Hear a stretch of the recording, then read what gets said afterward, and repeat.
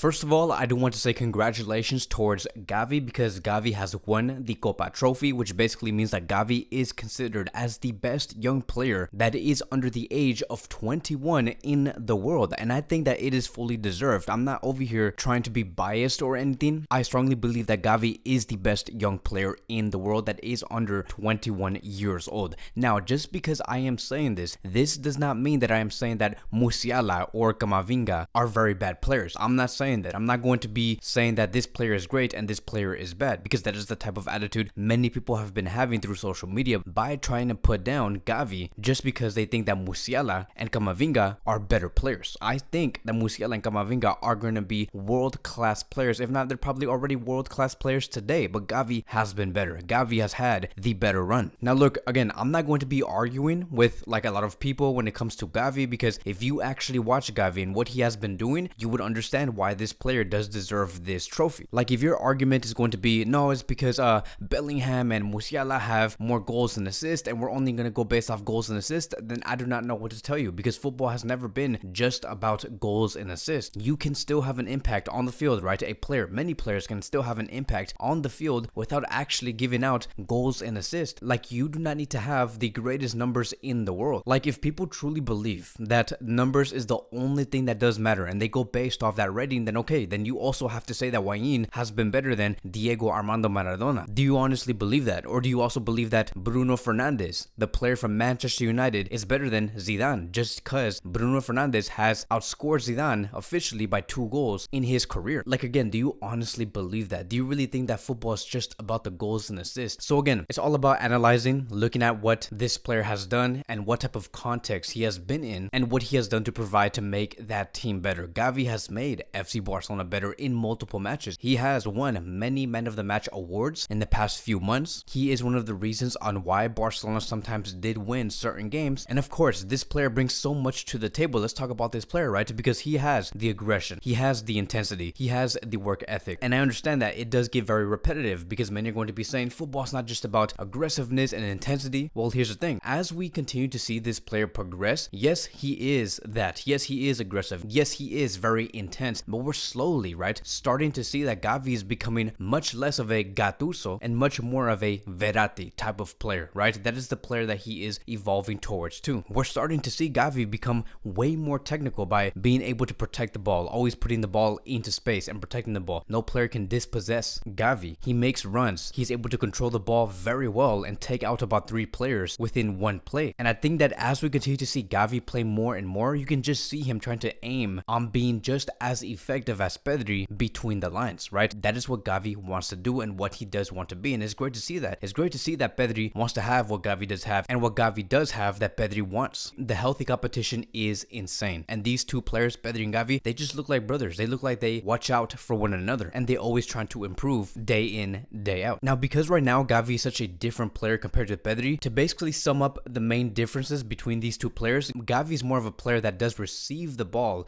between the lines and likes to take down a couple of players. Pedri is someone who likes to also receive the ball between the lines, but instead of taking down and dribbling past 2 or 3 players, he likes to make that final killer pass. That is one of the biggest differences between these 2 players. So you can see that Gavi is evolving on his own, and it's great to see that. If you also look at the stats here, if you guys want to compare Camavinga and Musiala with Gavi when it comes to the deep completed crosses per 90, Gavi does have the best one out of these 3 players in total. Gavi has a total of 0.58. You can see that the next player has 0.13, and then we also have Camavinga, who has a total of 0.14. And if you guys do not know what deep completed crosses is basically like a player that receives the ball outside the box and makes those crosses in very congested areas into the box that actually reaches the player. So Gavi's really good at finding those crosses to Lewandowski or Ferran Torres or Ansu Fati and many more. He rarely does miss. So he has been instrumental in Xavi's FC Barcelona. Xavi has always wanted a player like him, which is why he never really benched this player. And I believe that one of the biggest reasons on why these people that do basically make the decisions on who should be winning the Kopa trophy, one of the reasons why they have decided to give Gavi this trophy, it is because in that breakout season, which was the 2021-2022 season, within that season, he was able to start for the Spanish national team immediately. He was able to also start for FC Barcelona immediately. Like the fact that this player on his first year, right? We're talking about his breakout season and his first year also. The fact that he was able to sit down,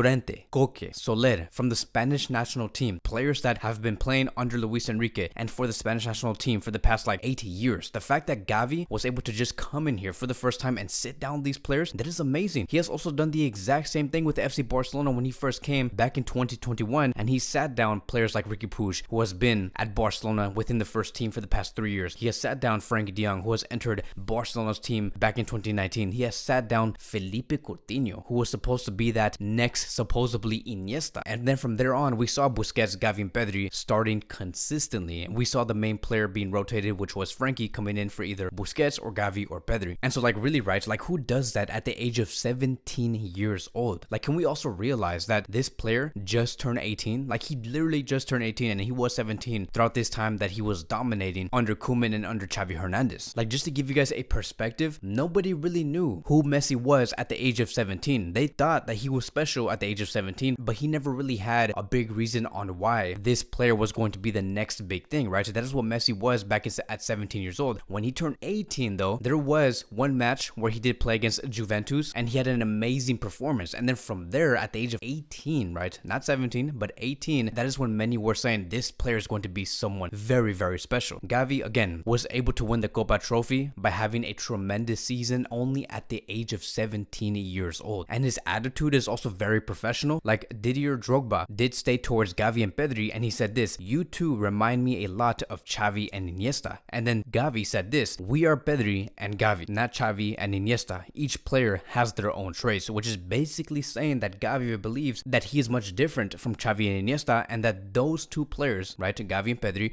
are going to be painting their own road, making their own version of success under FC Barcelona. So he is very, very humble. So I don't really understand why there is so much hate on social media saying that Gavi is trash and that this player's attitude is so bad. Like, I don't understand that, right? Like, you're 30 years old, you're 29 years old, you're 28, 27, 26 years old, and you're hating on somebody that is 18 years old who has just turned 18. Really, you're gonna hate on a kid? And I understand that you may feel like Gavi is a toxic player because of how he does play on the field, but that is because he's very competitive, right? That is how football should be played. That is how football was played back in the 80s and 90s and early 2000s. The players that we see today, they act like girls. They don't play like real men. You got too used to looking at players like Cristiano Ronaldo or Neymar Jr., who fall so easily, who cry so easily, who do not like to be outbodied. Gavi, Pedri, these players, they're not like that. They're here to bring back the old school way of playing this sport. And that is why many coaches, many people within the world of football do really admire what Gavi is and his mental toughness at such a young age. So again, congratulations towards Gavi. Now we have Gavi and Pedri, two players who have officially won the Kopa trophy, and hopefully in the future, maybe in about 5 to 6 years, maybe become one of the contenders for the Ballon d'Oro. Barcelona is in a such beautiful position to be in right now, to be having these two players. What a blessing. So now let's move on towards the next phase, and let's just briefly talk about what we could see in the starting 11 that is going to be facing Villarreal on Thursday night. It's going to be a short pre-match preview because many want to know exactly who's going to be starting, and it does say here, according to Edu Polo, that Ansu Fati, Ferran Torres, and Gavi will start for FC Barcelona's next match against Villarreal. Busquets is expected to be on the bench, which is very true because of what Busquets has been doing in the past few games. He has not been bad. It's just that we need more extra firepower within that position. And it even does say here, according to this report, that Busquets is the only one of the captains who started the season with the confidence of Xavi and his staff. However, the players' recent performance have disappointed them, and a debate has opened up with the club about changing Busquets' role in the team, which basically means that we could see somebody else within Busquets' position moving forward as long as they continue to deliver. And that one player, it could be Frenkie de Jong. So that 11 that we have been seeing in the past 2 or 3 months,